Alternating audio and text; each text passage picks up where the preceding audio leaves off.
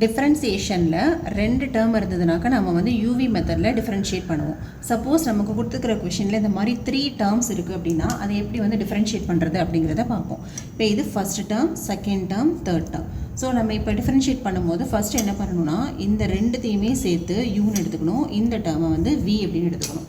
இப்போ நீங்கள் டிஃப்ரென்ஷியேட் பண்ணிங்கன்னா dy by dx equal to u into v dash plus v into u dash. So next step la ipo x into cos x log x or differentiation 1 by x plus log x into திரும்பவும் இந்த இடத்துல ஒரு differentiation இங்கேயும் நம்ம வந்து uv method use பண்ணணும். இப்போ இந்த டேர்மை யூன்னு எடுத்துக்கோங்க, இந்த டேர்மை v அப்படின்னு எடுத்துக்கோங்க. அப்போது u into v dash plus v into u dash.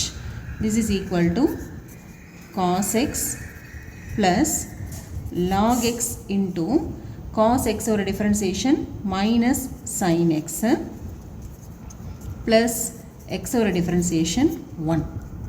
இதுதான் வந்து dy by dx. ஸோ ஒரு uv மெத்தடில் 3 டேர்ம்ஸ் இருந்தது அப்படின்னு சொன்னால் நம்ம ஃபஸ்ட்டு வந்து 2 டேர்மை யூன்னு செலக்ட் பண்ணிவிட்டு 3வது டேர்மை வீன்னு செலக்ட் பண்ணிக்கணும்.